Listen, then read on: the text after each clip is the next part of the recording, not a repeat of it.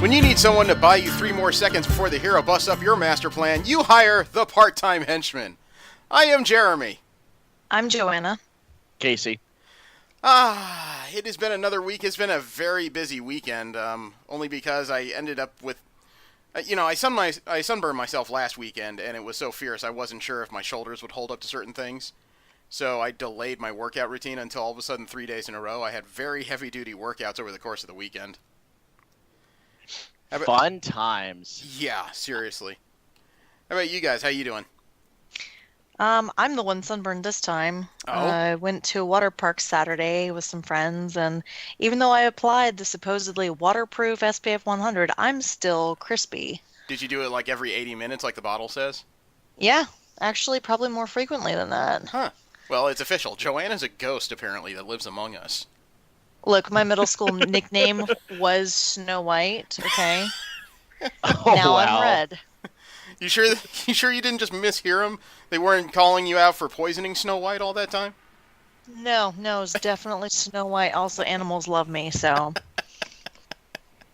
How you doing, Casey? I caught up on Domino, and I'm still loving that series more than life itself. Okay. I got a chance to do some tabletop role-playing, which is rare. I guess I was so desperate for it that I jumped in the middle of a game that I had known nothing about. So the guy running it is like throwing all these things at me and telling me all these things I should be impressed by, but at the end I'm like, dude, slow down. You're throwing a lot of proper nouns at me that don't really have any importance yet. Yeah, look, you've imagined one overly buxom elf, you've imagined them all, so... I took part in Pokemon Go's community day on Saturday. It was all about larvatars or some... I don't know. I just caught a bunch of the same thing over and over again, basically. Mm-hmm. And I walked 5 kilometers in one afternoon and still went for a leg day. Nice. Yeah, my feet hated me with a passion that I've not felt since, 3 days in a row at Disneyland. But other than that, it's been pretty basic. I got in touch with DVS. They're talking about the possibility of arranging some guests for us in the near future. I would love to tell you guys more about it, except I don't want to make any announcements and have those accidentally fall through. You know what I mean? Mm-hmm. So I will be the leak. I was going to make a joke about needing to plug up Casey, but all of a sudden that sounded way too personal. No. TMI. TMI. Yeah. So, the subject of this week is the first volume of the Jean Grey series by Marvel Comics from 2017. We'll get to that after the news of the week, and we start with Marvel comic news. This is where we talk about the properties of the House of Mouse that are headed for the comic book pages. And has anyone read the Thanos series recently? No. I keep being told to, and I just never do it. It wasn't a terribly long series. It lasted, I want to say, 12 or 13 issues. From what I understand, Thanos met his future self, and the two of them came to blows. As a matter of fact, the current Thanos killed his future self.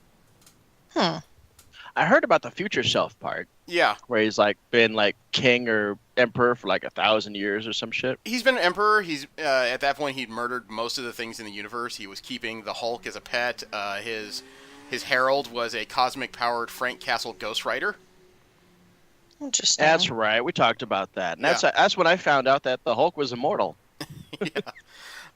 But apparently there's going to be another special coming out called Thanos Legacy. It's listed as a number 1, but again, it's a one-shot. It's going to talk about what happens after Thanos won his battle with his future self, and it apparently is also going to detail a little bit of the connection between Thanos and Requiem, the villain in the upcoming Infinity War storyline. Cool. The two of them have... I need to know. I'm sorry? No, I don't really know a whole lot about Requiem. Okay. Nobody does. As far as I know, the character is new. Well, at least this iteration of it. Whether or not it's a known character in the Marvel Universe is still unknown. But apparently, prior to Infinity Wars, Thanos and Requiem will have some kind of meeting. Which is, in itself, interesting, because it looks like Requiem might actually succeed where Thanos failed for all this time. But we won't know until the story itself comes out. Marvel's writer Charles Soule has given up new details as to the new abilities of Logan, the Wolverine, when he returns. We do know that occasionally, when he extends his claws, they will heat up. Not to the point of on fire, but definitely glowing red. And Yeah. he decided to answer a bunch of questions in a Twitter Q&A. Someone asked him if the claws heat up, does the rest of his skeleton heat up since it's all connected? According to Soul, no, they do not. And he said he was putting a lot of science behind it, which is almost kind of funny when you're considering putting science behind a guy who has a metal skeleton and long, extendable claws. Then maybe we're talking about a interaction with the air. I do not know. Somebody else asked him online if Wolverine can make his claws so hot that he couldn't even pop them, and the answer is no. It doesn't happen when they're not snicked or extended. Interesting. So that's a couple new details we have about it, but there's still not a whole lot of hard details as to how this came about. Soul told in an interview with Marvel.com, quote, Wolverine's body has been missing. The entire Marvel Universe has been looking for him, because he's a very important part of the superhero puzzle, and, at long last, he will be found. I thought this was a real opportunity to do things that would make him feel new and fresh in a way. If you come back from the dead, it should mean something. One of the outwardly physical manifestations of that is now, from time to time, his claws, once they're popped, they can heat up. They can get really hot, unquote.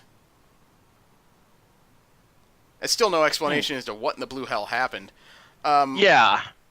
I wonder if this has to do with another appearance that Wolverine made in a recent Marvel comic, where Logan was the last host of the Phoenix Force. Do what? I take it you didn't read Thor #1. No, I didn't. At the end of it, a future version of Thor from pretty much the end of the universe. They call him Grandfather Thor. Mm-hmm. He went out to battle the Phoenix Force, and as it appeared before him, it was Logan in an orange and black, like, yukata, like Japanese-style formal dress, claws extended, and firebird surrounding him. Huh. So I don't know if the two are connected. I mean, the Phoenix Force wouldn't be unheard of, considering he's an X-Man, and the Phoenix go with X-Men like peanut butter and jelly. It's true. Yeah, it just seems like an odd choice. I didn't say it wasn't an odd choice, but then again, Quentin Quire had the Phoenix Force for a while. Mm-hmm. Yeah, that's because he sought it out. Yeah, and now we've also seen versions of it with Namor and Colossus, so it's not like it's impossible. Mm-hmm. The Return of Wolverine #1 goes on sale September 19th, so we'll get answers fairly soon. Yeah, that would be nice. I'm still a little sore about the whole X-23 thing. I know that's peripheral to this, but still, that's what I think. That hurts me as well. If Logan's returning from the dead, maybe he should have been the one to get a nifty new code name. I know that wasn't going to happen. I know that's simply not going to happen. But they didn't need to take her name away. Unfortunately, can't please everybody. Yeah. In a surprise announcement, though, this past week, Marvel has announced that they're relaunching the Unstoppable Wasp series. And yeah, that was a huge surprise. That was a huge surprise. And then, like a day later, they also announced that they're uncanceling Iceman. Mm-hmm. That's the next story, but first we'll talk about a bit more about Nadia. And this is the Unstoppable Wasp, Nadia Van Dyne, the Wasp's stepdaughter, Hank Pym's biological daughter from his first marriage. The ongoing series is going to be by writer Jeremy Whitley, and the artist is Guri Hiru. He's a Japanese manga artist that Marvel has contracted. These two have also collaborated together on Secret Wars, Secret Love. This new series is going to be Nadia investigating a mysterious connection between her father, Hank Pym, and the super scientist group AIM. Mm-hmm. How familiar are you with AIM, Joanna? That sounded bemused. Not really. I know of them. Have you ever seen characters in Marvel comics that look like they're wearing yellow? What do you call it? The people who tend to beehives. Like practically hazmat suits? Yes. Yeah. They're called Advanced Idea Mechanics. They're pretty much a super science group. They're all results, no morals or ethics. Oh, fun. That couldn't possibly go wrong. Oh, it has several times. They're actually the people that created MODOK way back when. Oh, great. So that gives you a little bit of a clue as to how they roll. Nadia Pym will not be alone, though. She'll be backed up by GIRL, which is short for Genius in Action Research Lab. Oh, God. She Again with the girl. well, it's something that's already been introduced in her comics. Hmm. Basically, she knows a lot of other intelligent young ladies, being that she's a fan of science herself, and they've gotten together to create their own research laboratory. We must do science. According to Whitley, who also spoke with Marvel.com, quote, "Our goal with the adventures of Nadia are, as in the first volume, to combine the young and vibrant part of the Marvel Universe with the heritage and fun of the Marvel Universe that she inherits from her family tree. Between Janet, Hank, Scott, Cassie, and Jarvis, Nadia has a ton of Avengers history around her. Also, Mockingbird sticking around as a mentor in the lab, so count on some killer chemistry and things getting hit with sticks," unquote. Yeah, Mockingbird totally got out of Amazing Spider-Man. As soon as that relationship ended, boom, you didn't see her again. Well, Mockingbird is turned into an interesting kind of stir-the-pot type character that Marvel passes around at different places when they're trying to change things up. I still wonder why they haven't tried to introduce her with a new series, but then again, they're so busy trying to make sure they establish the Black Widow in her own way. You know, Mockingbird may feel kind of secondary if they do so. Her series that she had a couple years ago was actually pretty decent. That's when it introduced the whole idea of the wings that she uses. Yeah, but that was also canceled very early because there was some kind of weird fan backlash over it being overly feminist or feminism. I don't quite know. That doesn't sound right. Around the time it was canceled, one of the last covers they had was Mockingbird with a pink top, I think it said, "Ask me about my feminist agenda," and people went insane. I heard about the neckbeards getting pissed off about that. Yeah. But I I was mean, gonna say that seems like something that they would do. yeah. But in regards to the returning Iceman series, they're not returning Iceman to the period or to the point he had when his last series was canceled. The character Which is was still. it? I'm sorry. It was in L.A. with his new boyfriend, from what I understand. Yeah, I mean the character's still gay. That's not changing. They're giving him an outfit that looks very much like his Jim Lee Iceman era outfit. Yeah, the blue and white one. Mm-hmm. Although Yeah. his outer appearance is still going to be more spiky than flat and block. Let me see who is working on this series. The writer is going to be Sina Grace, and the artist is Nathan Stockman. Grace was a writer behind the last Iceman series, but in this one, he's going to have a more dynamic relationship with Kitty Pryde. He's not looking to lead a team anymore, and he also doesn't agree with all the decisions she's made. But interestingly, one of the frequent co-stars in the series is going to be Bishop. That's strange. Yeah. At least the first issue is when he's going to show around. Grace revealed that Iceman's relationship with Kitty Pryde will evolve, and the team dynamic with Bishop is also of key interest to the writer. The two of them have teamed up before, but this time around, Bishop isn't calling the shots. Iceman is. Yeah, wasn't Kitty Pryde the last girlfriend he had before he came out? I believe so. Yeah, I think they even had a conversation about that in the last issues. According to Grace, quote, "I think they're going to be fun to have next to each other given Bobby's new context. Exploring identity is a huge theme in the series, and Bishop's a perfect character to have bounce off Bobby, not only because he's kind of more straight-laced than Iceman, but also because he's the guy trying to establish himself in a world he's not from. That's something Bobby can relate to after having come out to every single human being in his life," unquote. You know what really let me down? Iceman #1 had, Iceman on the front, and it showed like all of his supporting characters he had. One of those being Mystique, because he had a relationship with her like 5-6 years ago. Yeah. And I was really hoping that she would show up at least once during the series, and she never did. Well, we still haven't established where she's going to show up now that her particular volume of Astonishing X-Men has ended. Yeah, that let me down just a bit. The fact that they're just wiping it. It's not like she was really even a part of a team. Well, they're not wiping it. Astonishing appears to be more of an anthology-style book. There will be stories where certain characters come in, and then stories where they go out. It's like, this is...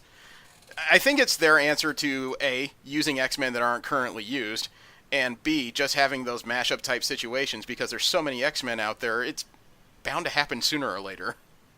Right. Maybe she'll show up in that X-Force, not the X-Force, the Weapon X series. That was my best guess, but I'm still not absolutely certain on that. Did we get a full reveal on those people yet? No, although if they follow their weekly habits, somewhere around the middle of this week, I should get a new picture. I have a feeling they delayed their latest announcement that should have happened the middle of last week due to this being an unusual holiday with Father's Day and all. I was really hoping what they did, what they've always done in these kinds of situations, and revealed them like one a day for like a week. No, they're doing it weekly. Too bad. There's a new annual for the Silver Surfer coming out. It's simply titled Silver Surfer Annual Number 1. This is supposed to reveal the secret history of Norrinrad, which means we are getting some kind of retcon. It's just a matter of whether or not we're getting an interesting one or a very blunt one. This is supposed to come out this September, and is from the writer of Old Man Hawkeye, Ethan Sachs, and Thanos annual artist Andre Lima Araujo. Araujo. I'm sure I just butchered that. You know, I wouldn't worry about it too much. We'll figure it out. Okay. Give me just a sec. I'm looking up. And last up in Marvel comic news, interestingly enough, there's going to be a crossover between video games and comic books, because the Spider-Man from the upcoming PS4 exclusive game releasing this September 7th is actually making his comic book debut in the Spider-Geddon event. The character is going to be canonical, and that may have to do with the writer of the event, Christos Gage. It turns out Mr. Gage is also the writer of the Spider-Man video game storyline. Yeah, I was really excited when I heard about that. I've been watching footage and whatnot about that game, and it's really reminiscent of Spider-Man 2 for the PS2, which I don't know if you ever had a chance to play that or not. I did not. I had a bit of a beef when I was growing up in regards to licensed games. I hadn't really found any that were good. Well, when they made Spider-Man 2, they got a guy whose only job was polishing the web swinging. Okay. And it became pretty much the hallmark of that game, just because it was just so sublime to just swing through town to such a degree that in 13 years since that game was released, they've not found an equivalent to it. But watching the footage that I saw from E3 and some test runs and some other cons, I'm seeing that swinging bliss. It just looks really, really good. And talking more about the Spider-Man itself, while they were doing this demo, they also talked about the fact they're cramming in crap loads of costumes into the game. So I'm a little disturbed because it sounds like you're touching yourself as you're speaking about this game. I love Spider-Man, and I've been waiting for a fucking decent game for like over a dozen years. And god damn. I mean, I saw some of the videos that came out of E3. I saw probably about a half hour worth of footage, and that doesn't mean I know a lot about the story. That just means that somebody took their sweet time doing side missions and roaming around the sandbox there, really. But there are a few key items that have popped up in the video. One is that the Shocker is in it, thankfully. And he appears to be an early boss before you get into the meat of the game, which is pretty appropriate for the character considering his history in comic books. But the other thing that was noted was that as someone was panning around New York in one of the videos, number one, they noted that they were as accurate with a map of New York as they could get, and the city will unlock in sections. But yeah, I noticed that the video guy asked us when they were talking about that in the video, and it's like, can he get to the top of the Freedom Tower? It's like, oh yeah, we could do that. Yep. But yeah, like you said, it's clear across town. We'd have to unlock that area. Yeah, but the other thing that came through during that playthrough, if you stop it in a particular section, is that Avengers Tower exists in this game. I didn't see that. It must have like zoomed right by me. It is in the game. Whether or not there's Avengers in it, I would say probably not. That would kind of detract from the story overall. But I'm pretty sure you can climb that tower as well. There's got to be something funny about getting into that. Yeah. Maybe you find the Hulk's used underwear somewhere in the building.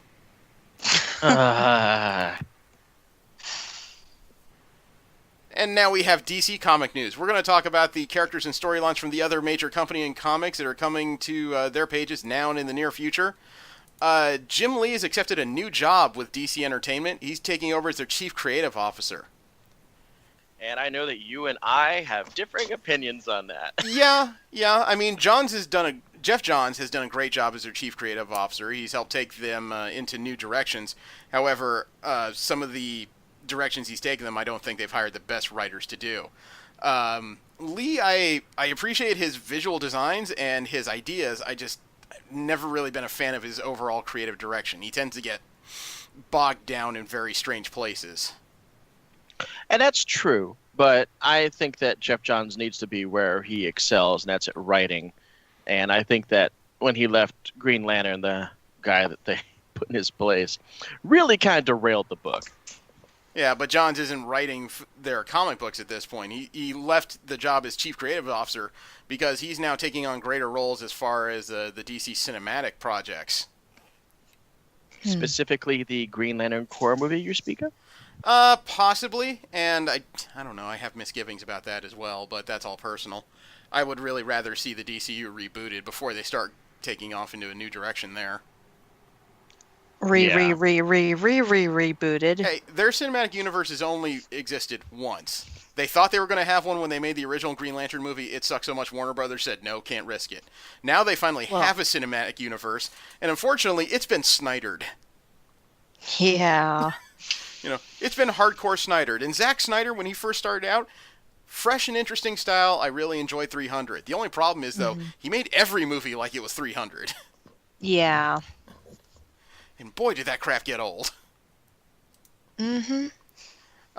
But Jeff Johns, though, is not leaving DC Comics entirely. And when I say that, it's because he's also going to take up a new DC imprint. It's called The Killing Zone, or KZ Comics. What's the first project? I don't entirely know. I don't know what kind of comics Killing Zone will have, except... Oh, excuse me. Well, Jeff Johns is also working on some other projects, but it doesn't mention what's going to be inside Killing Zone.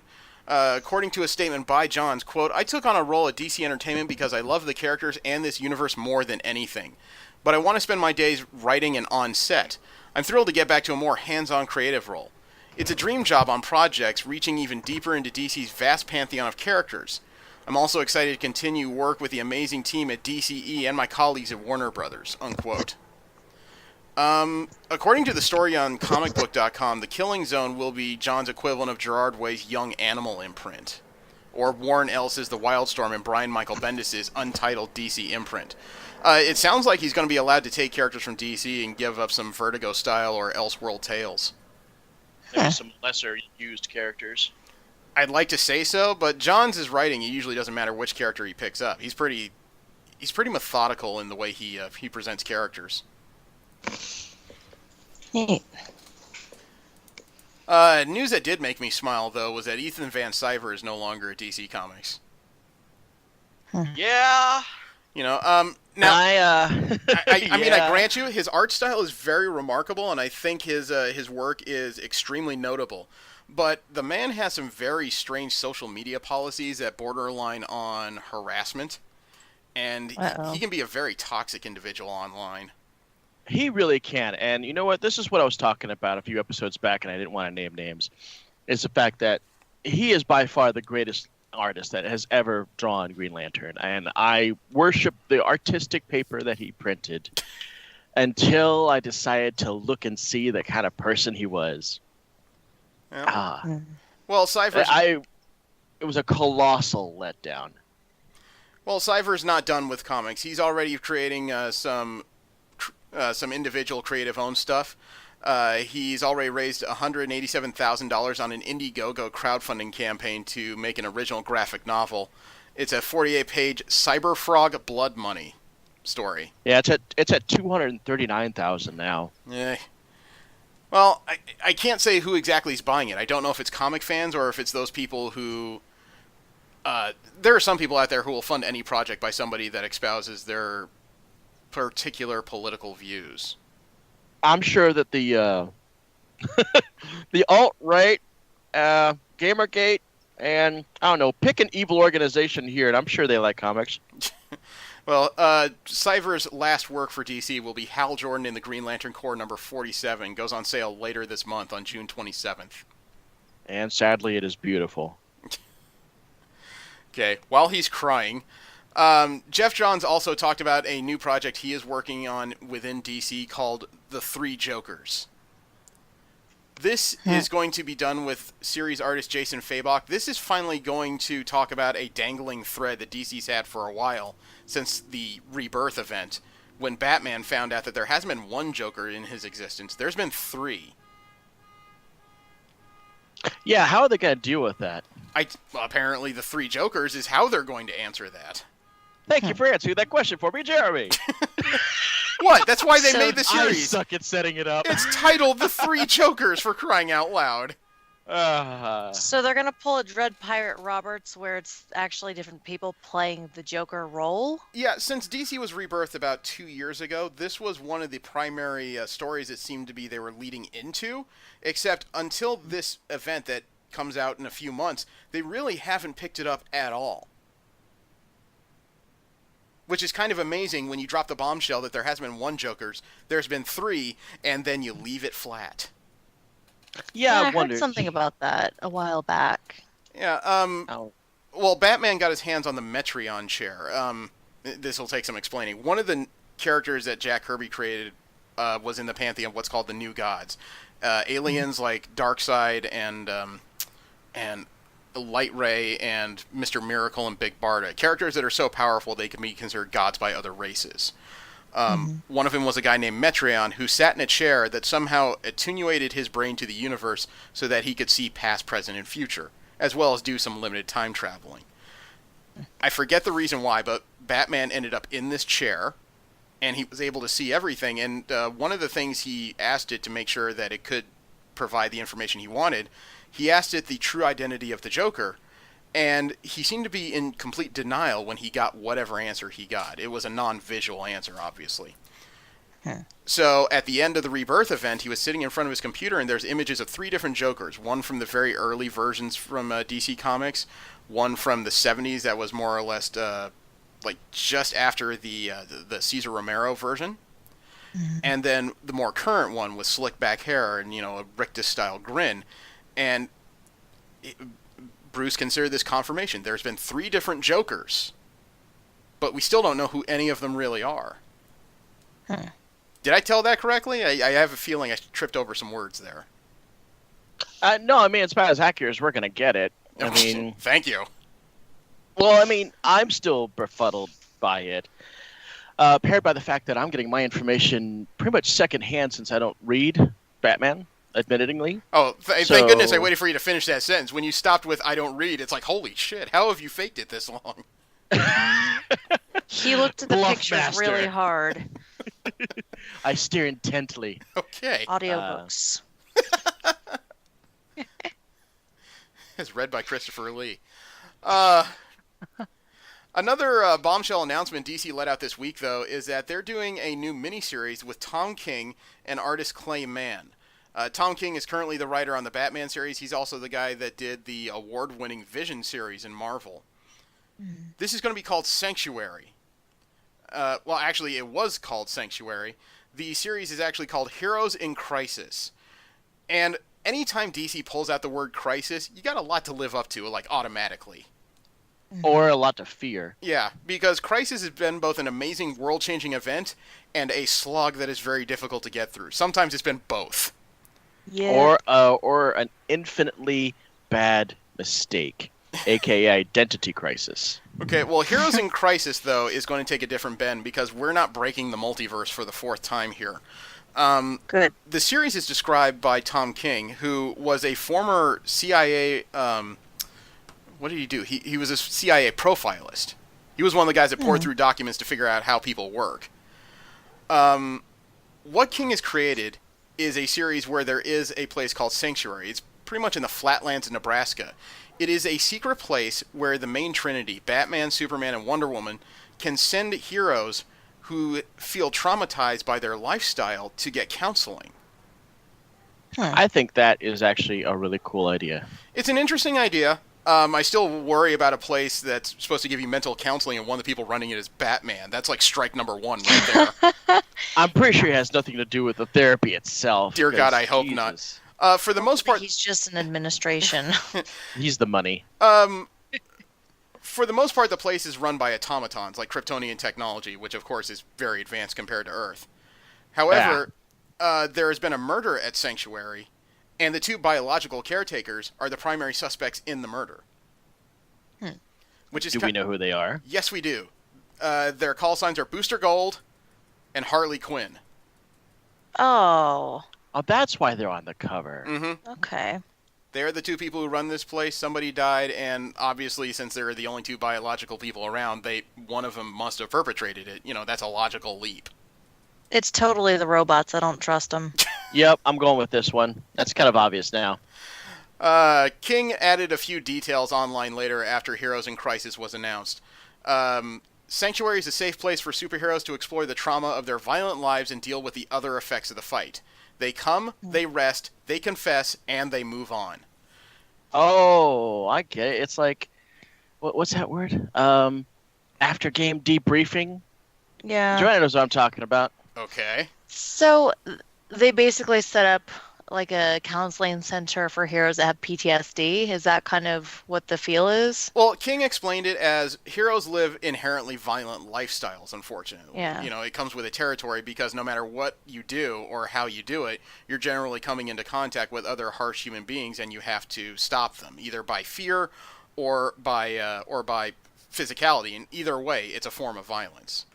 True, and most of them do experience loss of loved ones. Right, and when your life is consistently, most of your free hours, at least, when you're not giving up your human alter ego to do this, that takes a toll.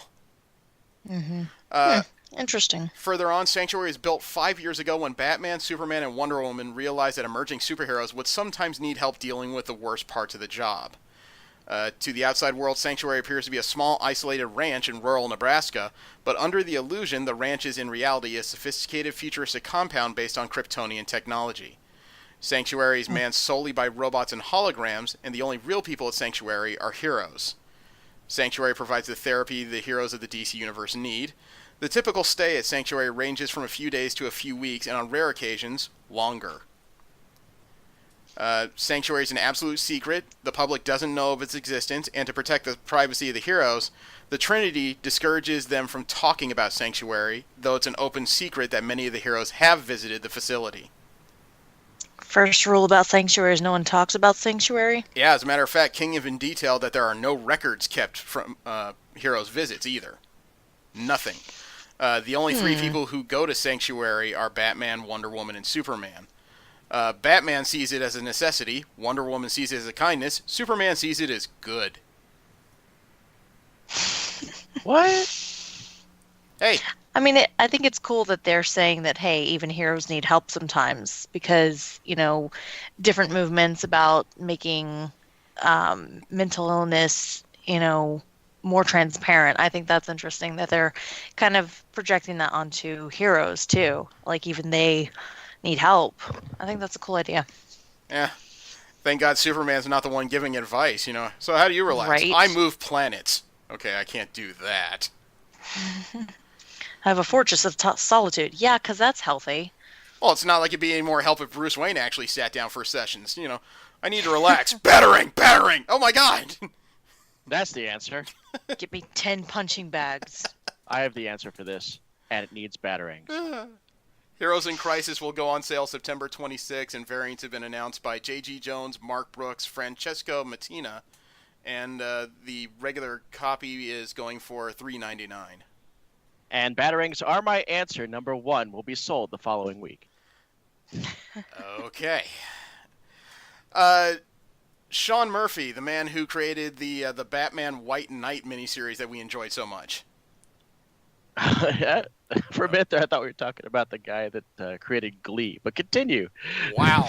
Okay, apparently Casey's a fan of something else I wasn't aware of. Anyway, Sean Gordon Murphy has been asked to redesign Barbara Gordon since she is reintegrating into the ways of the Bat family in Gotham. She is no longer going to reside in Burnside. And he has turned in a design based on Barbara Gordon's original look in the comic books, which is kind of interesting. As a matter of fact, he released a graphic that showed his thought process as he submitted it to the DC editorial for consideration. I just sent it to you guys in the Skype chat. It is very evocative of one of her original looks. Yeah, I like it. It's primarily gray with some gold accents and a blue mini cape. Yeah, I think I saw something that used this particular mask in Thrill Kill. Is it Thrill Kill? Because it reminds me of the Year One look of Batgirl. Yeah, I think yeah, it's a little cute, maybe too cute for my taste, but it doesn't suck. I don't know about cute. It just looks simplified. I mean, Well, it's people. simplified, but it's a lot more of her hair and head is being exposed. Yeah, people who may miss the Burnside look. I mean, the Burnside look is very notable, and I like it more than I like this personally. But I do agree with the concept that if she's returning underneath Bruce Wayne's umbrella of characters, she's not going to need an improvised costume anymore. She's very likely going to go back to something that has more significant armor and better technology behind it. Hmm. I do like the idea of a backpack behind the cape, and I'm really surprised it doesn't get utilized a hell of a lot more. Well, unfortunately, by the time we were introduced to things with these design elements, we'd already gotten used to the idea that Bruce Wayne keeps everything in that little thin belt around his waist. Impractical. Hey, it had shark repellent in it for the two times you Unless, ever get bit by a shark. Hey, hey, right. hey, hey, hey. We all know that the shark repellent was not on him, it was in the helicopter. Remember? Yes. No, the Batcopter. I'm more Yes, impressed that he the carried that. Batcopter. I'm more impressed that he carried that unfoldable shield in it. Oh, God, I remember the translucent bat shield he used to hide behind. Yeah. Look, he definitely, obviously uses Time Lord technology. Easy Actually. answer. I could make a whole bunch of very uncomfortable jokes right now, but I'm just going to skip over that. Okay, moving right along. Sean Murphy actually has some additional news. His White Knight miniseries, all 8 issues, are going to be released in a hardcover under DC's Black Label imprint. I was wondering after we read this when I'd be able to buy the whole thing in one shot. I don't mind buying the back issues, but at the same time, I'd rather just buy the whole trade so I have the whole thing in one place, right? Right. Well, it turns out it's going to take a while. They're not going to release it until October 9th. Oh. What's that all about? I don't know. I don't have a direct reason for that. Yeah, they really didn't say if there was any particular delays or if for some reason moving this over to the black imprint created some kind of problem. But they have formally announced the trade will come out October 9th. White Knight won't be the only thing coming out, though. There will be other graphic novels by creators like Frank Miller, John Romita Jr., Kelly Sue DeConnick, John Ridley, Scott Snyder, and Greg Capullo. Unfortunately, that's all I have in that regards, other than the weird announcement that there will be an uncensored sex scene in the book. What? Apparently, one of the things we saw between Jack Napier and OG Harley Quinn, they were wearing less clothes in the original version. Yeah, I thought that was a little slightly racy. I mean, it was still tasteful, but yeah, Yeah, Days was naked. I saw one of the panels in question. I was, whatever. Yeah, Apparently, naked, I'm sorry. naked people on comics. Naked people on comics isn't exactly the scandal it used to be. Yeah, it's not unheard of. Some of the other things that will come out from the Black Label imprint include Wonder Woman, Diana's Daughter, which is a working title, telling the story of a young woman who seeks to reclaim what's been forgotten in a hopeless world. It's going to be written by Greg Rucka. And the team from the original graphic novel of Joker, the one with the painted style, where it talked about... I think it was all written from the first-person perspective of one of Joker's thugs. It was done by Brian Azzarello and Lee Bermejo. They're going to reunite for Batman Damned. It's going to be a team-up between Batman and John Constantine following the Joker's apparent death. They really need to do something with Constantine with the end of Hellblazer. I still don't think they figured it out. I saw his guest appearance in Green Lanterns, and that was one of the most forced things I'd ever seen. Yeah, I didn't see that. God, I really have not been reading Green Lantern lately. I can't recommend it. I picked it up just on a lark to see if it would be any good, and I was kind of shocked on how it wasn't. That's too bad. And last up, we have our general comic and convention news. We're going to talk about comic books that are not Marvel or DC related, as well as conventions that pop up all over the world. I'm going to preface this ahead of time and say that I'm not going to get into the Chloe Dykstra situation. And I say that not because I disbelieve her claims. I'm saying that, though, because she hasn't named names as to who did it yet, so just trying to speculate is a bit of a waste of time. I'd rather give you guys hard news than a whole bunch of chewing the fat and guessing who did what. Fair enough? Mm-hmm. First up is a little bit of Comic-Con news for San Diego. That comes up July 19th through 23rd, I believe. No. 19th through 22nd. And we know a bit about who's not going to Comic-Con. That includes Marvel Studios, HBO, and Starz.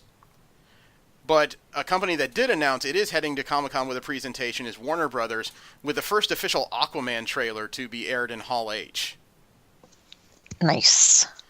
It is official via James Wan, the director of the film. He released a new graphic that shows the Aquaman glyph in front of the title name and the official trailer debut announcement at San Diego Comic-Con.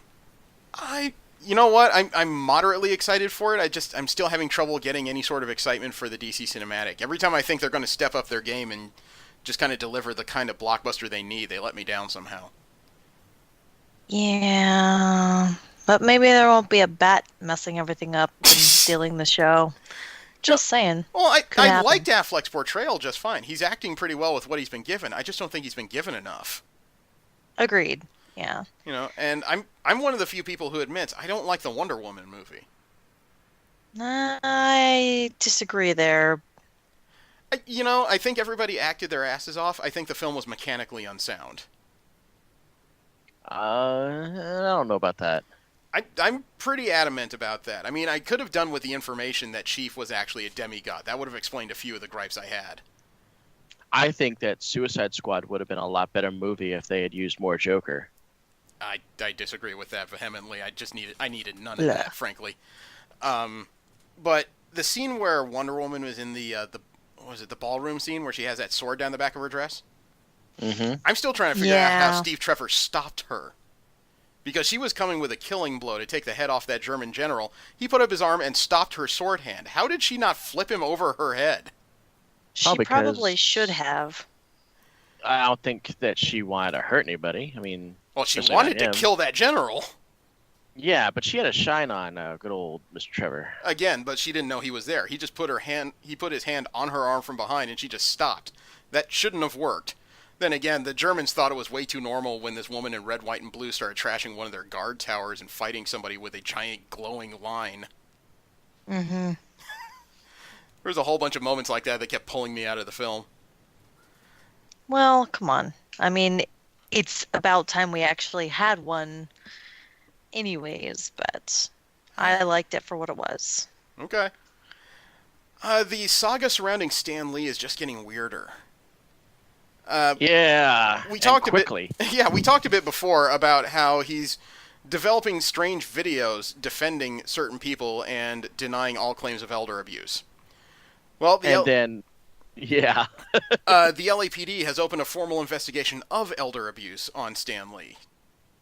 Because the guy he was defending just a couple of weeks ago has now been hit with a restraining order from Lee himself. Yeah, and do you know who that guy is? Yeah, he's like his business manager. It is his current business manager, Kia Morgan. He's a 42-year-old memorabilia collector who had become Stan's more or less gatekeeper. He managed to isolate Stan pretty heavily from most of the other people who were still in his life.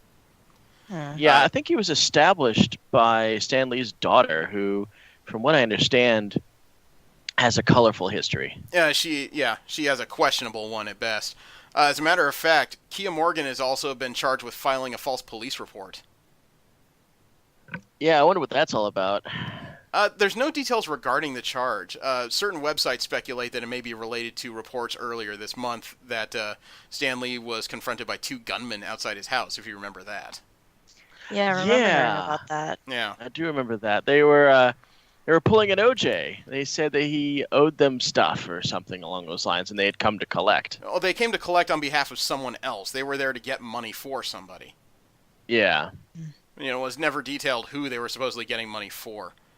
And I bet you they were looking for that business manager. Well, we'll see, because, Stan Lee has filed for a restraining order against Kia Morgan at this point. It's just getting odder and odder. And, I mean, if half of this is true, I am glad that Stan is at least free of this man, relatively speaking. But at the same time, Morgan had such control of his life, I don't know who's helping him right now. And I'm not saying that to be cruel. I'm saying that because Stan is 95. Mm-hmm. I heard that the state had assigned him a guardian who's unconnected to him completely. that's both good news and bad, because they're more likely to be on the lookout for Stan's best interests than Kia Morgan would, except Guardians, signed by the state, costs a ton of goddamn money. Well, You have to pay them for their actions. They get to bill you for it. Yeah, I saw that thing from John Oliver too. Oh, no. I think this one will probably be a bit more scrutinied. Yeah, I deal with legal matters. I've seen the billing. It's wow. It can really It's pop stupid. up there. Yeah, I was completely in the dark until I saw that video. Yeah. There is a new comic coming out, a creator-owned title from writer Jackie Ball. She's working with artist Maddie Gonzalez for a 4-issue miniseries called Welcome to Wanderland.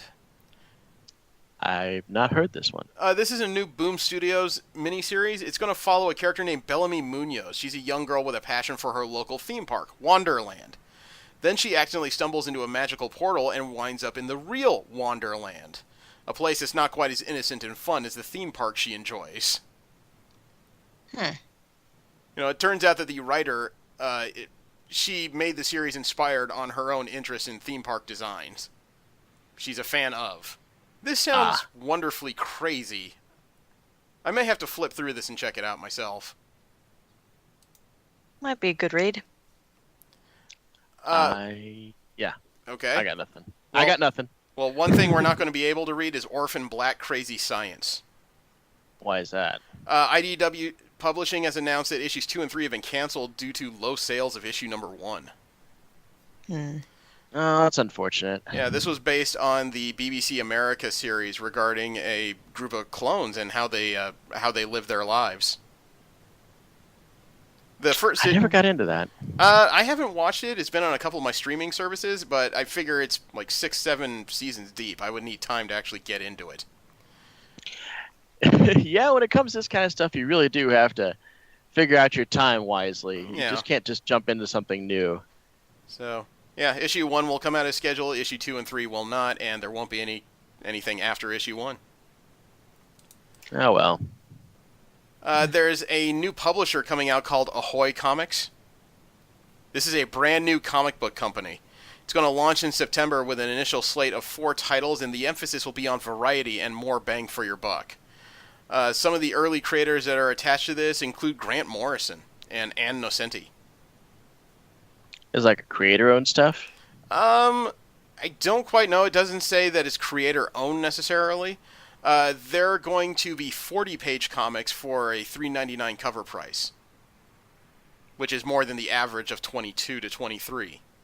Yeah, that's quite true. However, that's not all main story. Ahoy is touting that there will be a main comic book story and backup stories with a mixture of prose, poetry, and cartoons. The name itself, Ahoy, actually stands for abundance, humor, originality, and yes. That's stupid.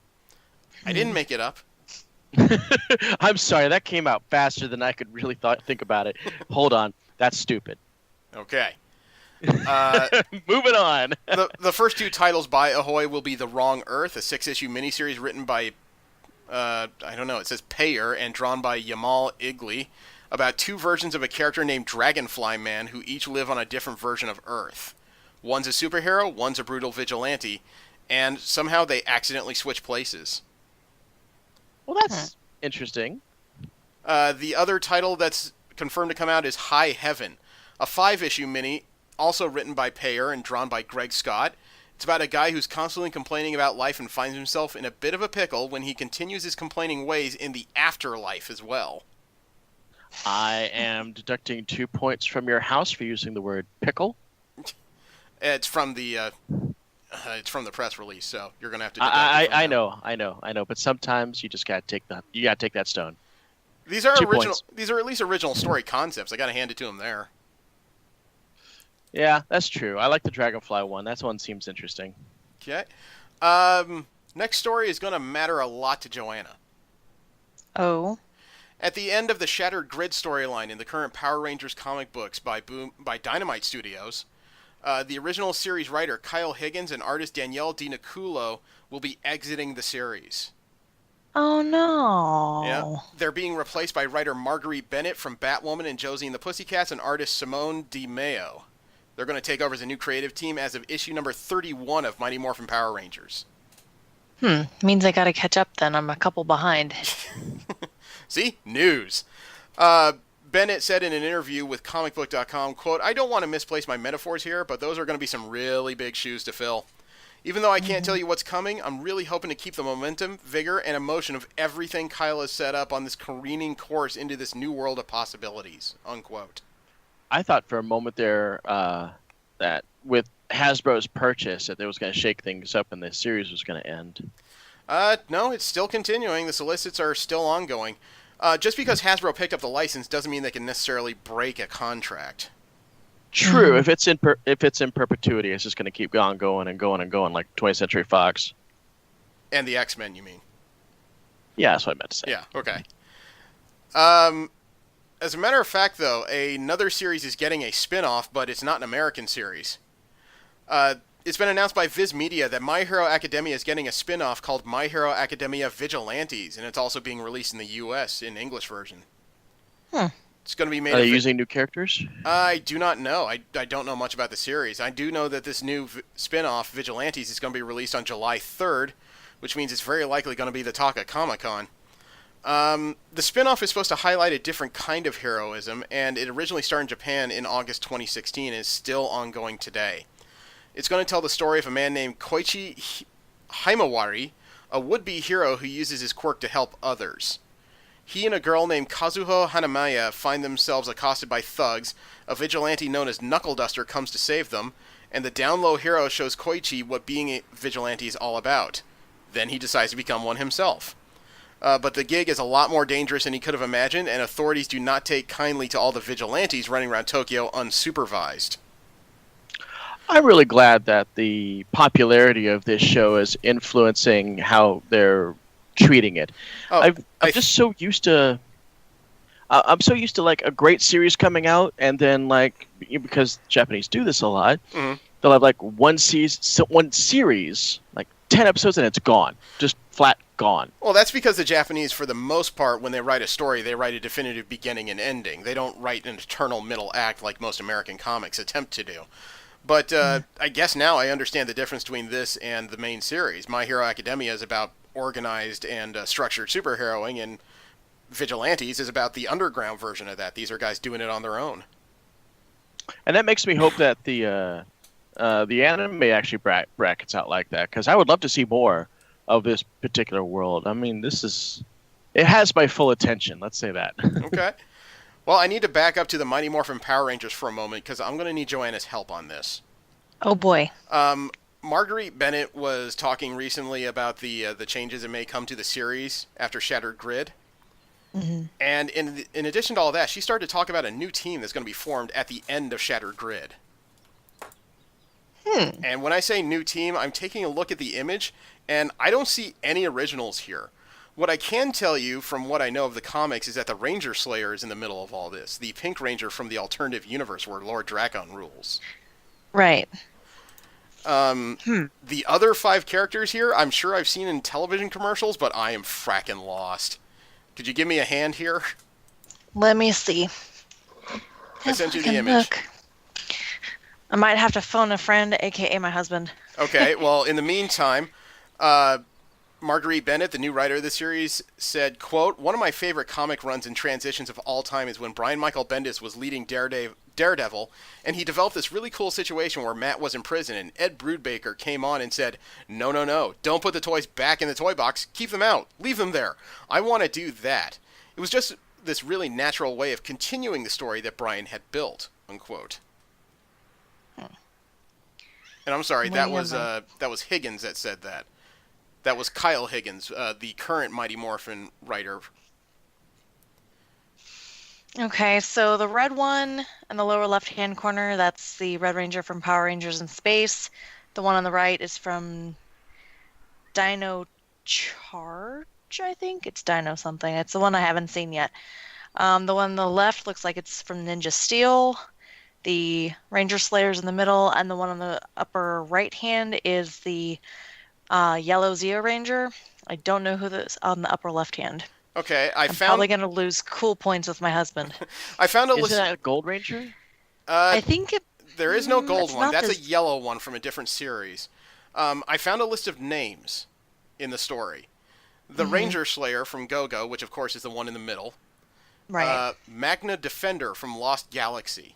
Okay, that'd be the upper left-hand corner with the horns and the cape. I was assuming That's with the the one I dynamic thought was name. gold. Yeah, I was assuming with the dynamic name that must be what it was talking about. Tanya Right. from Well- Power Rangers Zeo. Yeah, that's the yellow ranger Okay. in the upper right hand. Cam from Ninja Storm. That'd be the green one. Okay. Yeah. Let me see. Andros from In Space, Power Rangers in Space. Lower left. He's the red one. He's the best one. And they're purposefully leaving a mystery in the Dino Charge themed Ranger. They will not announce who that is yet. They would not go into specifics because the Shattered Grid finale will present compelling reasons. Oh, okay. Cool. I need to catch up. And I think my husband heard us talking about the Rangers. He came running in like a Roadrunner or something? Basically. Well, tell him that you've got new news, and these are going to be the 6 Rangers he's dealing with after Shattered Grid. That would be after issue 30. As far as costume design, I've always really liked pink paired with black. Well, the Rangers, You know? yeah, the Ranger Slayer is an original concept that spun right out of the comic books. This definitely wasn't birthed on any show. Yeah, I think that black takes away from what could be perceived as, all sweetness and hearts when you're dealing with pink. I think pink and black have some really nice and dramatic contrast. Yeah, I'm sure Bret Hart would agree with you on that. Yes, he would. Thank you. Last up in general comic news, the Max is coming back to comic books. I saw that. I thought that was really cool. I'm wondering where the hell Sam Keith has been all this time. I'm not sure, but it is Sam Keith's creator-owned property. He was one of the original Image Comics way back in, I want to say, 1993. Yeah. They've been reprinting the Max comics since 2013, but as of this upcoming October, I believe, there's going to be a brand new Max storyline. I'm still kind of curious what happened to Sam Keith. I hadn't heard from him since like the 90s when that whole, was it Beyond Image or that Image compilation series that never happened? I think it was called Beyond Image. It wasn't Shattered Image. They managed to finish that one. Yeah. Well, they're not giving too many details as far as story. I mean, the return of the Max, it's going to be big to hardcore collectors for sure. More casual fans, I'm pretty sure that there aren't many casual fans left who remember the Max. They really should dust off that MTV series again. That'd probably be a good idea. It's a little dated, but it shouldn't take too much work to update it considering the way technology's flowed since then. Yeah. The subject of this week is Volume 1 of Jean Grey. This is the 2017 series from Marvel Comics, detailing the adventures not of the original character, but of the time-lost version from the 1960s, who found herself in the present day, through no fault of her own. The writer is Dennis Hopeless, and there are 4 artists in these 6 issues. Issues 1 through 3 were by Victor Ibanez. Issue 4 is by Harvey Tolabau. Issue 5 by Anthony Piper. Issue 6 by Paul Davidson. Color was done by J. David Ramos, and the letters were done by VC's Travis Lanham. And this is a different, I guess it's kind of a different scenario, because this technically is a prologue to something we did in our very first episode regarding Phoenix Resurrection. This is a story of how, or this is the first story of the character that knew the Phoenix was returning and what she did to prepare for it. And yeah, it really was like a tour of the Marvel Universe while she did it. Almost, yeah. There were certain areas that we didn't get to explore because that was all in the second volume, and that was what led directly into the resurrection. But it really isn't... It's not complicated, although the story acts like it really is. Young Jean Grey has discovered that the Phoenix is coming, possibly for her, because it spoke to her directly in visions, and she wants to prepare for it. At first she's trying to figure out how to avoid it, then she wants to confront it and hopefully fight it off. Which sounds brave, but at the same time sounds very foolhardy. Right. Yeah, I don't want to jump the gun here. Okay, should we just go through it sequentially? Because there's a lot of things that happen in these 6 issues. Yeah, creatively, I would love to do that. I know that we have the same writer for the 6 issues that we reviewed. Yeah. And the artist did jump around a bit, and I do have some opinions on that. Yeah, well, my favorite artist of the 4 that were used in this volume was the first one, Victor Ibanez. Yes, same here. he has a way of actually nailing different characters' ages. He actually made Jean Grey look appropriately young. She looks like someone in her late teens throughout his version of the character. Yeah, absolutely. And Absolutely. it was also very different when she saw people even in their 20s. There was a very obvious age gap, and when you start to run into the full-blown supervillains like the Wrecking Crew, God, the difference is so apparent, it's amazing. His detail work could get a bit stark, though. I don't know if that was a choice of his or the inkers. Did anybody else notice that? It seemed like during his issues, a lot of the detail work was done by the colorist. It looked like. There was that. The inkers looked like they got a little heavy-handed, especially when action scenes were going on. Yeah, I mean, there was definitely a lot of texturing, especially when dealing with her hair and her bodysuit. But yeah, I mean, you see that all the time anyway. Yeah, I'm not saying that anybody did an inherently bad job, and everybody worked their asses off realistically. It's just a case where it all didn't quite mesh together like I would have liked it. Everybody's work individually was good. It just didn't quite make a good whole.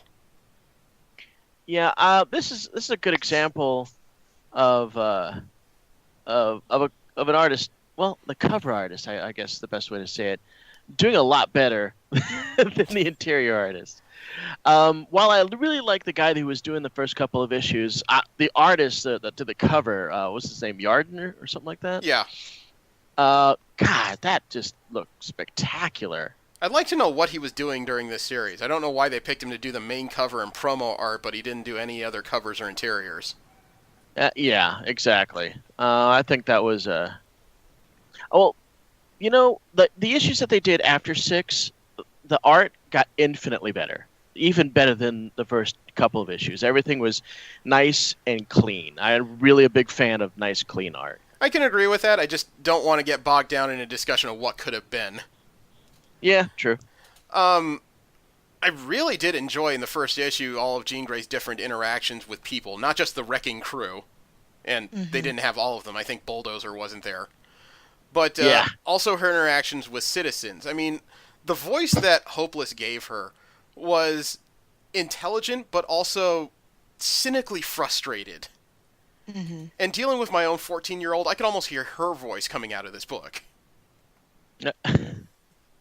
She definitely was paired up with some unlikely villains, and I think that was kind of what they were trying to do with this book, was kind of put her out of her comfort zones, or out of an X-Men comfort zone, and pair up with a lot of characters you would not normally see in a mutant book.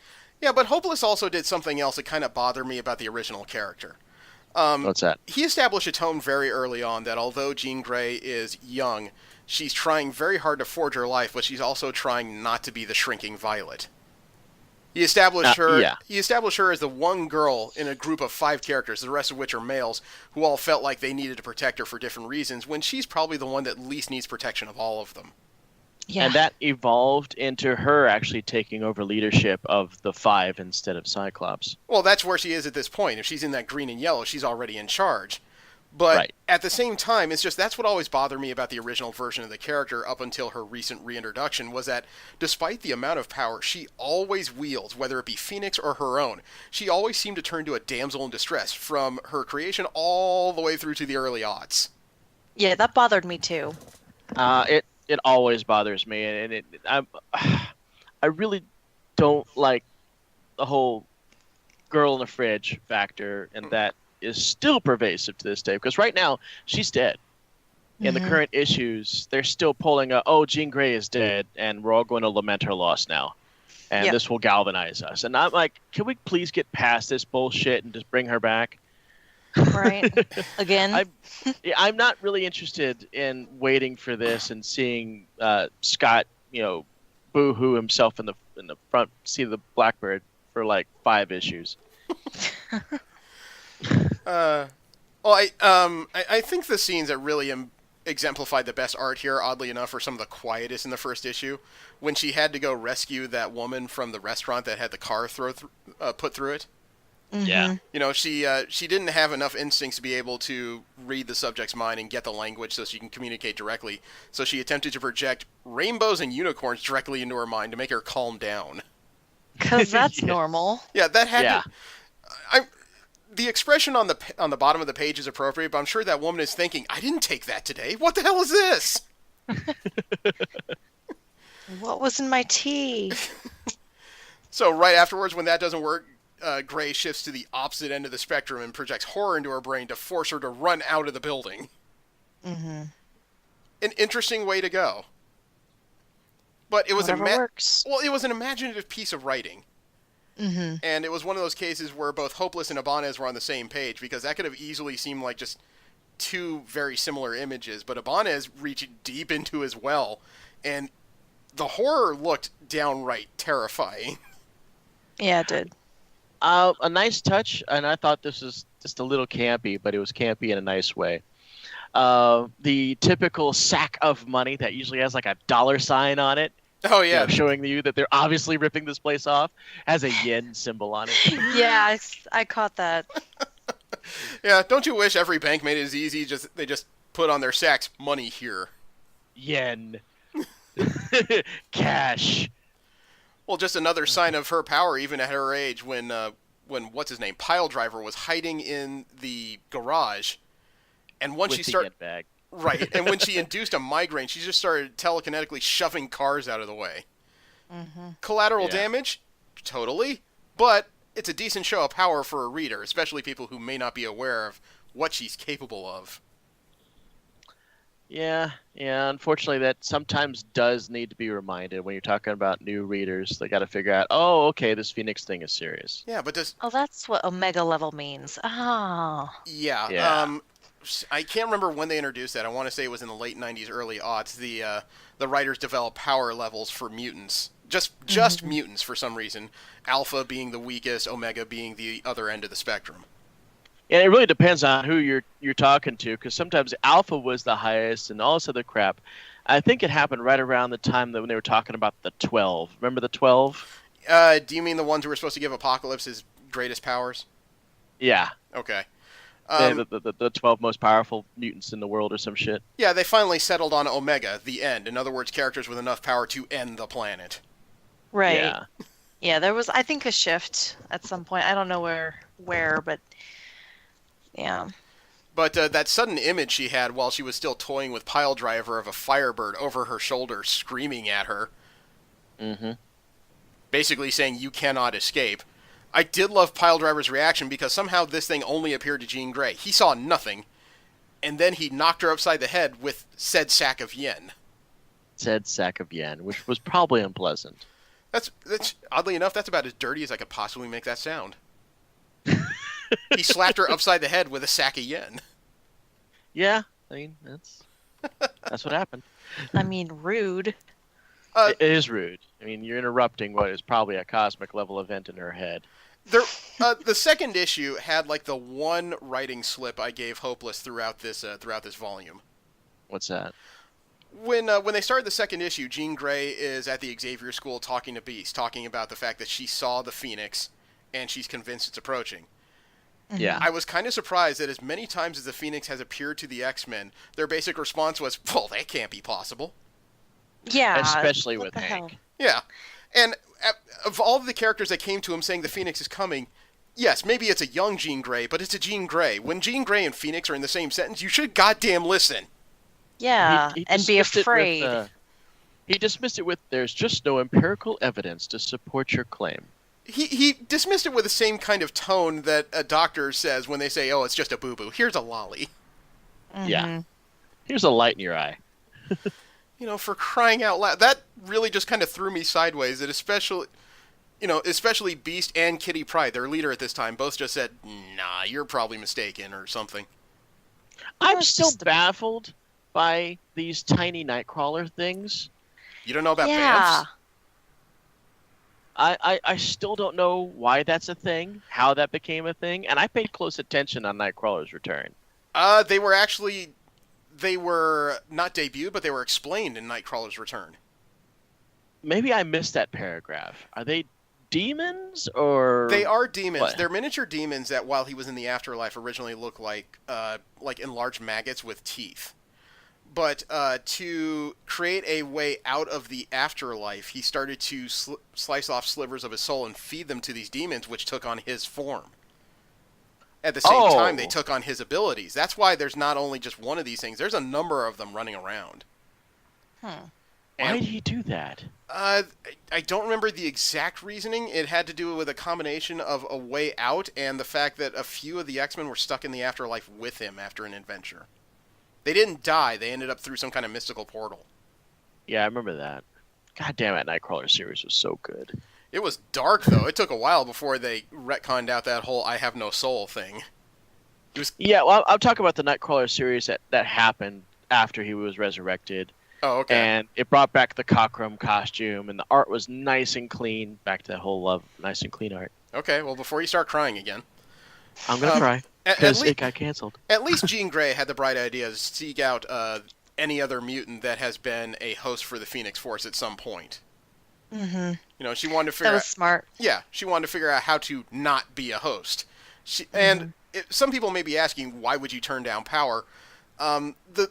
One of the more pervasive themes throughout this 12-issue run of Jean Grey was that she was trying very hard not to become the woman that her adult self became.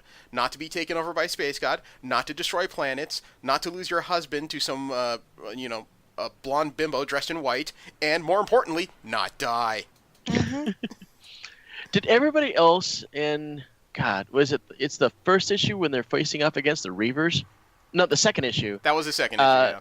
Yeah, and it catch that big Fallout shelter page where you see all the Reavers on 3 different floors all trying to run to the top. Yeah, well, Yeah. they needed that explanation because as Grey talked to all the hosts, she realized that the one she couldn't really reach was Hope because she was in trouble, and she appeared to be captured by a single Reaver. When I started to read that issue, I was trying to understand what in the blue hell happened because somebody as eternally mean as Cable's daughter shouldn't have been captured by one Reaver. Yeah, there's True. a lot of damn Reavers here. Yeah, when they showed the entire building full of them, I finally thought, okay, now this makes sense. Yeah. Um, Bombhead. Who would volunteer for something like that? Who would volunteer to be the guy that has C4 strapped to his skull? I'm pretty sure that poor bastard does not have a brain anymore. Mm-hmm. It seemed like a lot of work went into that. Yeah, a lot of work just to blow up the first floor and not hurt anybody. That's the fun part. Well, it's amazing how quickly they were screwed, too, because one by one, the former hosts of the Phoenix showed up at this location. And when you add that up, that's Rachel Gray, Quentin Quire, Colossus, Magic. They're all here in addition to young Jean Grey and Hope. That's a bad day for just about anybody else. And a good excuse for a nice group fight. True, there was a couple good pin-up moments in there. Mm-hmm. Quentin, I like Quentin's pistol. yeah, his Psy-Construct pistol was something he developed a while ago after not learning from, but he watched Psylocke. And after watching her form a sword, he thought, why would you form something as useless as a sword? Thought about it for a second. Hey, gun! I like it. The panels where he's forcing Jean Grey through each of their psyches, though. Quentin Quire's using that Psy pistol to make her see their various mindscapes and the effects that the Phoenix has on them. He's popping a bullet in her head every once in a while. Yeah. But, Yeah, that's weird. I mean, it's pretty obvious that all these characters, despite acting pretty well okay, are dealing with some serious trauma as a result. Yeah, the burns of the Phoenix fire. Yeah, the Phoenix leaves permanent scars in their psyches. I did like the touch of writing that Hopeless added that they never went through Magic's head. You know, the young lady who was raised in a hell dimension is suddenly burnt, or, you know, she's been a Phoenix house. She obviously has those scars, and, you know, everybody or even Quentin Quire thinks it's a good idea they don't go in there. Yeah. No, thank you. Hey, And with that, issue number 3 has her dealing with the one host she didn't have a chance to talk to, Namor the Submariner. Mm-hmm. this is my favorite. Yeah, even on his best day, he's not the most talkative dude. No, but this book was just entertaining throughout the entire time I was reading it. I mean, not to say the others aren't, but I just... Fucking Namor has knocked it out of the park with this. Well, actually, this is the issue where Abana knocked it out of the park, man. The background shots with the ocean felt deep and pressure-filled. Yep. Yeah, his art started to get a bit more polished in this. I noticed that as well. Well, it's been 3 issues. He finally figured out where he sat with these characters, I think. Right. And it's amazing that he came up or Hopeless came up with writing that basically said all of Namor's acerbic remarks are just his way of talking to people. It's not that he hates you, it's just that's how he communicates. It's the only way he knows how to communicate. Yeah, Mhm. that's interesting. And he spent his entire time deriding and damn near, not putting her down, giving backhanded compliments wherever he could. Mhm. Yeah, and kind of indirectly, well, not really indirectly, kind of shitting on the X-Men, which is hilarious because he joins one, not 2 years after this. No, 1 year after this book. Yeah. Well, it's not like his first stint with him went so well. Everything turned highly political there. Mhm. And then they demanded he wear pants, which is not something he's usually comfortable with. Yeah, he's like, nope, I'm out. The water dragon they were facing, man, that Leviathan was... It's not terrifying, it's menacing. Mhm. It beheaded an orca. What'd you think of his mindscape with the Hall of Atlantis full of dead Atlanteans and fish? That was Accurate. eerie. Yeah. Yeah, he's still haunted by the various plagues, I guess the best way to put, that Atlantis has gone through. The various wars that have led to the eradication of everybody in Atlantis more than once. Mm-hmm. Well, he and the Black Panther are the only two characters who remember the world prior to the Secret Wars. Mhm. Is that the truth? Yeah, it was because they were both in proximity to that destroyed reality gem that the Panther was using while they were fighting Doom. Oh, I thought Miles was still in touch with that, because Miles is very aware that he is on a different Earth. Yeah, but unfortunately it doesn't work out well for these two characters because prior to the Secret Wars, Namor, under the influence of the Phoenix, drowned Wakanda. Yeah, and then when they gave him a chance to an out, basically saying, "Oh well, the Phoenix was controlling you. It wasn't really you," and Namor, in his complete arrogance, "No, that was totally me. Yeah. I did that." Wow. Well, that's his version of honesty. If he did it, he's Yeah. going to own it. And that's what got his head cut off in Squadron Supreme. Yep. Spoilers, guys. that was like 3 years ago. It's not a spoiler. I know. Yeah. Doesn't mean actually- I've read everything. Actually, he had his head cut off before this issue, so he got better. Yeah. Just walk it off. A little bit of ice Yeah. and Pilates. It's all good. Yep. I have a question going into issue 4, though, when the issue where she sought out Thor for advice on being a warrior. Mm-hmm. How in the hell did she end up in Jotunheim? How does she get there is what I want to know. That's what I'm asking. It's not Well, exactly like you can isn't- take a bus to Jotunheim. Well, from what I understand, aren't these places like geographically linked to the real world now? No. Asgardia at this point was in space, in orbit around Saturn. Jane Foster was Thor, and the other 9 realms were accessible by the Rainbow Bridge still. They're still cross-dimensional Yeah, only. planes. Well, there are other ways to Ah. breach the realms, but still, that means that Jean Grey somehow did interdimensional travel, and nobody touched on how she got to the land of the Frost Giants. I Probably was because waiting as far for them as to explain that. Yeah. probably because as far as a story point, it wasn't important. It bugged me. It bugged the hell But out of me just to see inquiring minds want Jotunheim. to know. Yeah. Mm-hmm. It would have been nice to know how she ended up in an extra-dimensional plane. You're supposed to fill in that gap. Yeah, okay. Fine, I'll assume... Jean Grey, she just did it. I'll assume she Just fell fucking off her did it. broom while she was chasing the Nimbus. Whatever. I think I'll go to Jotunheim. Huh, look, I'm here. The Because only... I'm fucking Jean Grey. The art on this issue wasn't particularly bad. It wasn't great either. I just... It was great for drawing orcs. That's Yeah, the story in it was kind of shallow. It was mostly about Thor recounting tales and biding time until the orcs attacked. Yeah, but Captain America looked like garbage. Loki looked like garbage. Yeah, I agree. I'm just Yeah. disappointed. Iron Man, Uh, I don't know about Iron Man, but he looked like he was ribbed for someone's pleasure. Yeah, he was wearing that unfortunate outfit from the early 70s. Yeah, I didn't like it either. Yeah, not a fan. Yeah, I mean, this issue, it's Jean Grey's first construct at this age, which is interesting, but it didn't come till towards the end, and by then, if you weren't already invested, it wasn't going to get better during this issue. Yeah, this artist seems like he's, I guess, talented in creating exaggerated fantasy art, and not so much anything else. I mean, he did really okay when it came to like musculature, like Thor's shoulders and arms and all that stuff. But when it came to like their faces and I think the artist here could have done better if he had as much time as Ibanez to work on these characters. This man unfortunately had one issue to get the job done, and he was out. yeah, This was Harvey Tolabau. yeah, not a favor. Although that nice splash page showcasing Psylocke and Jean Grey, basically the cover for issue 5, looked really nice. Yeah, well, that's not Tolabau anymore. This is Piper who did this one. Anthony Yeah. Piper. He was my second favorite artist in these 6 issues. His artwork could be described as pretty like low-detailed manga. Yeah, I could totally agree with that. You're less detail lining. Well, it didn't have the texture prints that some manga artists use, that dot prints that they use for shadows and such. He relied on the colorist for that. Mm-hmm. It wasn't. Yeah, but I'm sorry. Go ahead. no, I mean this is the kind of level of detail you'll often find in a Marvel book that's comedy based. Mm-hmm. Yeah. Watching Psylocke try and teach Jean Grey the different ways to focus, though, nearly made me laugh myself stupid.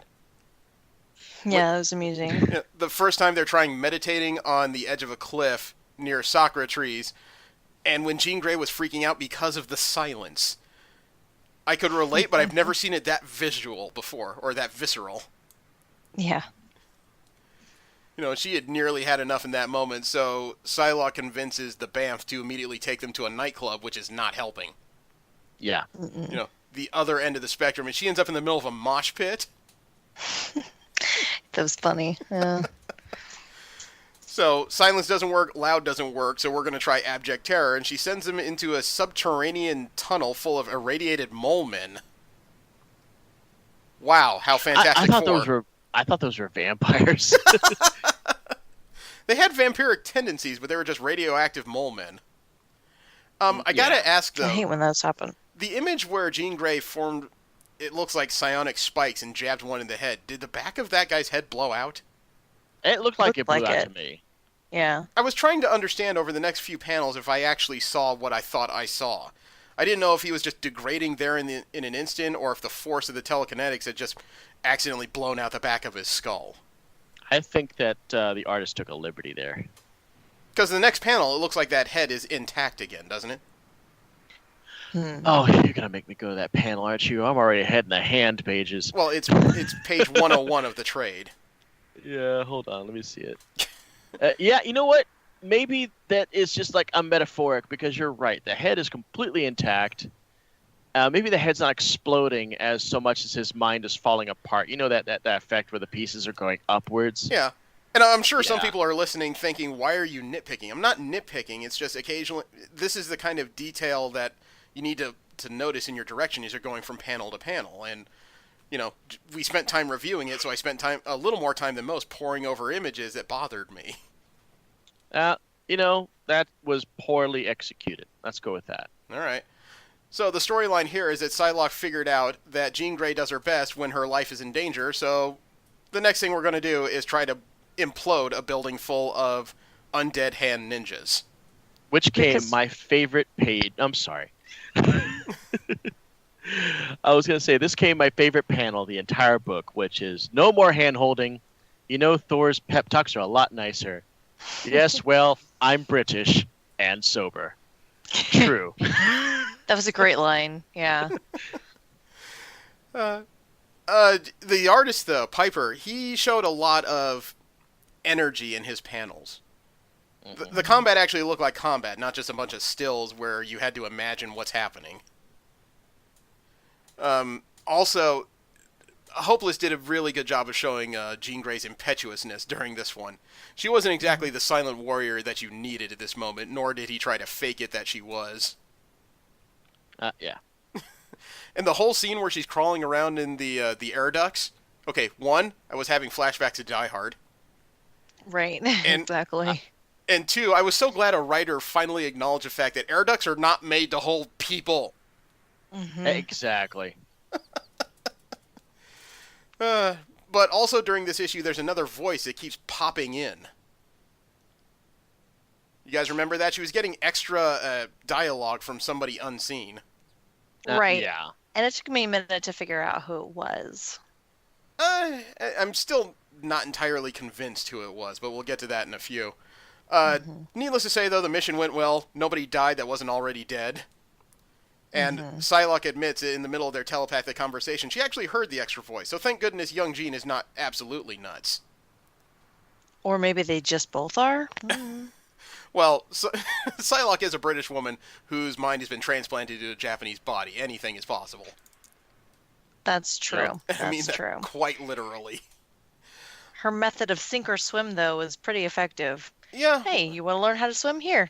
Be thrown in the deep end. Yeah, I spent time thinking about that while I was at the gym, and actually, that's Psylocke's entire life. Exactly. Everything she's done, she's basically just jumped into and hoped it worked out okay. Yeah. You know, that's how she ended up blind. Go figure. Oh, that's right. She did lose her eyes too. What was it? Killmonger? Slaymaster. It was Slaymaster. I knew it was one of those over-the-top names. Yeah, it was Captain Britain's worst enemy, but before she was an X-Man, Captain Britain, I think he was drunk, and she took over so that he wouldn't lose face, and on, I think, her second or third mission, she ran into this physical combat expert, Slaymaster, who was disappointed it wasn't the actual Captain Britain, so he decided to teach Captain Britain a lesson by taking the eyes of his replacement. I don't think And he then knew she that got was his them. sister at the time.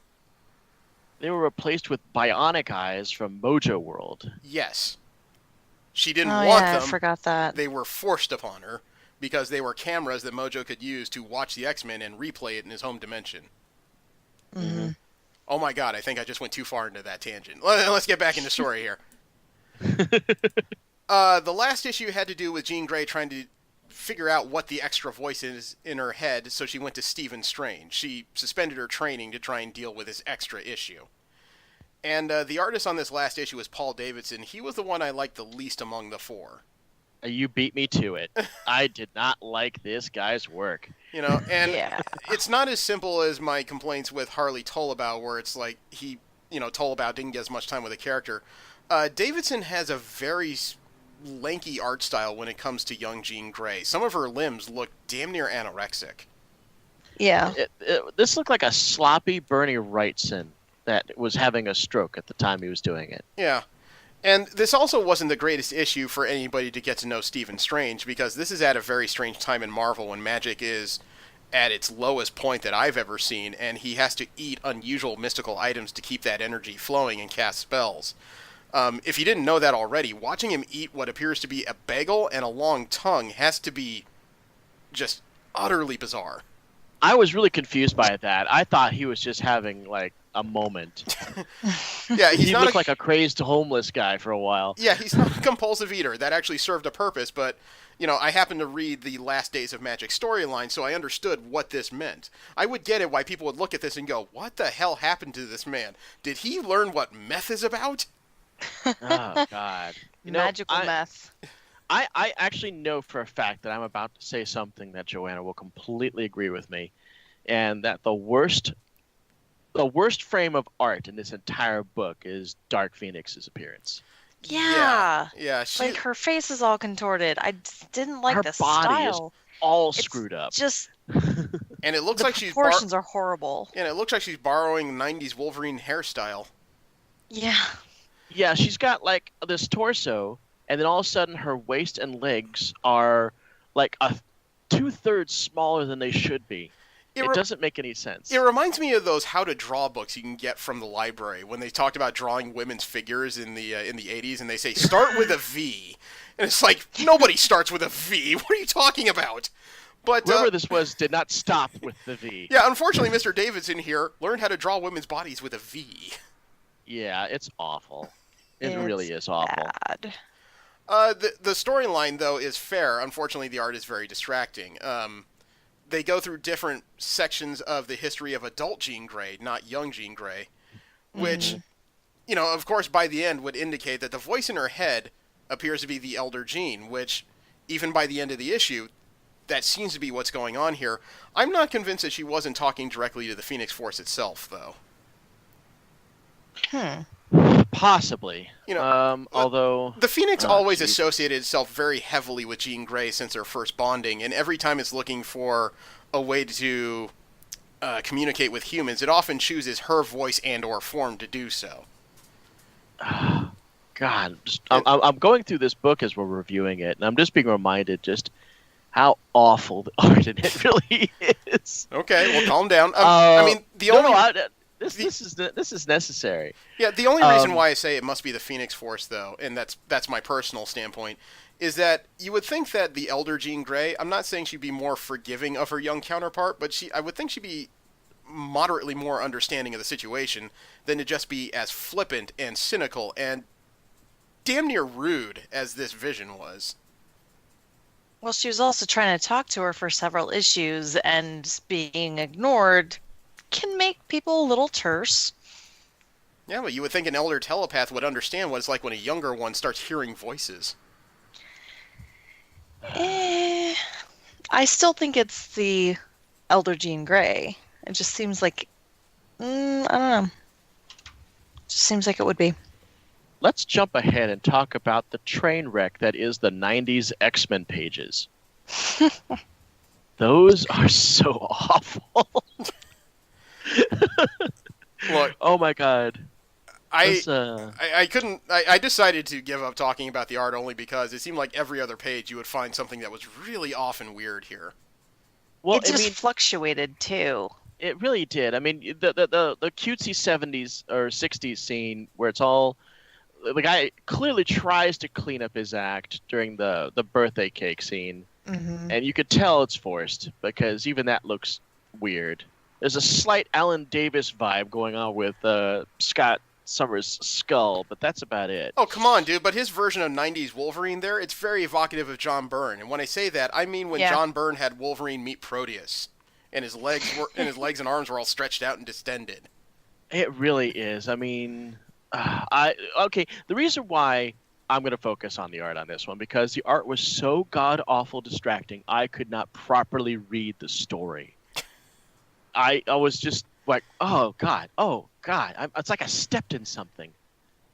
Yeah, to some extent, the constant switch and the constant change, it was distracting, and I'm not sure if it was completely intentional or not, but it was alienating. It was weird. Are you kidding? Frenzy looked like she had the damn Venom symbiote coming out of the back of her skull. You're looking at the exact same frame I am, because Frenzy looks completely out of place with the rest of this art. But you know, all in all, the art can be a little bit distracting from the change between the four. But Hopeless really did put together a solid story for this character.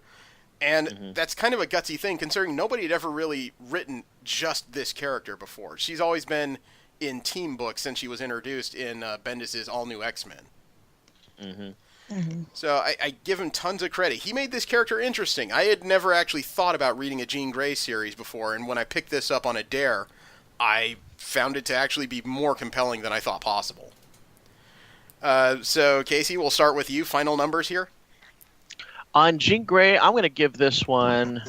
Wow, I'm juggling between a 7.5 and an 8, and the reason why I say that is because the writing on this one was really exceptional. I really loved the tour through the Marvel Universe as she's preparing to deal with this. It showed a level of maturity in the character that most people, I think, would have just glossed over. It's like, oh, well, she's a teen girl. She's going to have teen girl problems, quote unquote. I like the fact that for the most part, she took charge of what was going on here. She didn't have a mentor telling her that she needed to go do this. Jean Grey realized, damn, what I saw was serious. I'm taking it serious, and I'm going to go do something about it. And I don't need my team to back me up on it. I like that kind of writing. I really do. I like writing that isn't lazy. And I noticed that Hopeless has a history of writing smart, female-driven books. And I noticed that Marvel's picked up on that because they keep putting him on them. Or he's just pitching them that well. Yeah, I mean, he did the Spider-Woman book, and he did Didn't he do the book that we did like just 2 weeks ago, I think? Or were we talking about in the news section? We were talking about him in the news because he's doing something else soon. I forget what he's doing. Yeah, and that one, from what I understand, is also female-driven. So, bully on hopeless. That being said, I do endorse the idea of using more female creators on female-driven books. I think that thing needs to be pushed more, and I'm glad that DC and Marvel actually are doing that. Hear, hear. And, yeah. I think that even when they do use male writers, these male writers obviously get what needs to be done to have a female book really shine in them. So, you know what? I think I talked myself up to an 8. I'm going to give us an 8.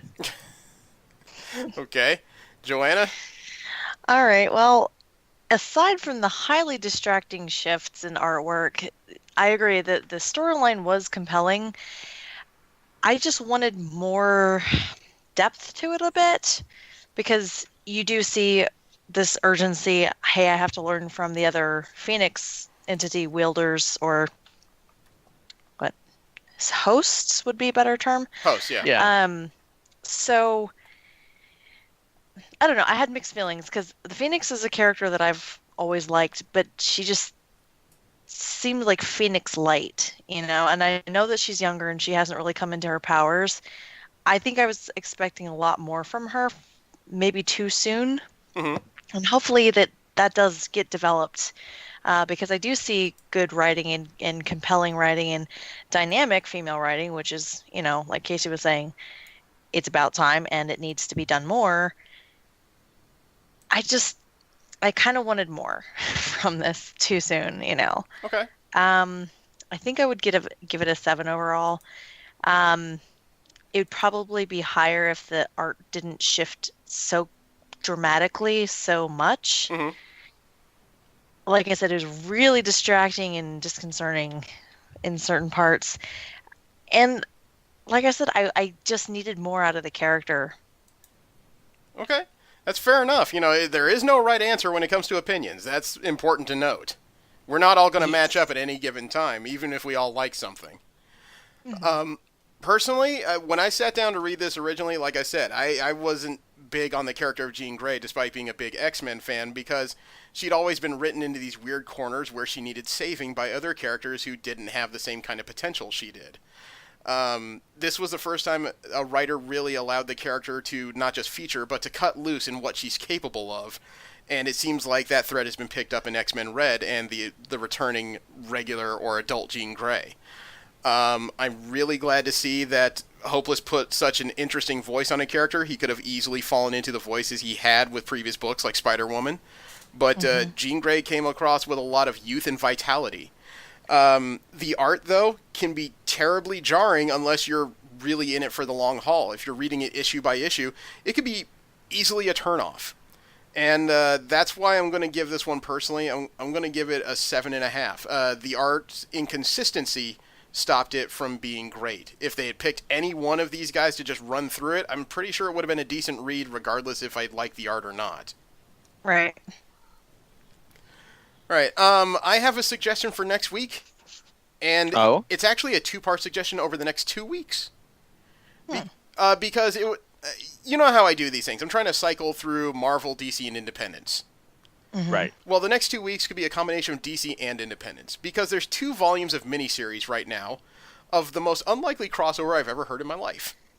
Really? Yes. Batman and the Teenage Mutant Ninja Turtles. Oh, I was just going to say other than the Teenage Mutant Ninja Turtles and the Power Rangers, but that was close. But I mean, we all pretend that episode didn't happen. Well, it's DC and IDW properties, and the first one was highly rated. I haven't heard what happened with the second one, so I and they're both, as far as I know, 4-issue miniseries. So it would be quick reads as well as one read that should flow into the next. Okay. Oh, yeah, I'll give it a shot. I actually did have a suggestion myself. Okay. So maybe we can push that forward beyond the next episode. Well, I've asked you guys for the last couple. I'd like to make one. Oh, yeah, absolutely, absolutely. And I'm trying not to select one that I love, because I did that with Power Girl and you guys eviscerated it. Oh, my God. But I would like to select something that's caught my eye, and I've run into more than one person going, "What the hell is going on here?" I'm like, I'll read it and I'll find out and I'll get back to you. And that is Punisher War Machine. I think that deserves an eyeball. Well, Yeah, that looked interesting. I saw the cover. Yeah, that could eventually. I've been flipping in and out of the storyline. I haven't sat down to read it yet, though. I'm actually in like the second issue, so I haven't even really given it a proper look-see. But I have actually had more than one person ask me about it, and so I'd like to take a look at it. Okay, we can do that in a couple weeks. Sure. Cool. All right. Well, next week it'll be the first volume of Batman and the Teenage Mutant Ninja Turtles. That's even odd to say. Thank you very much. Have a great one. I am Jeremy. I'm Joanna. Casey. Take care, everybody. Enjoy your week.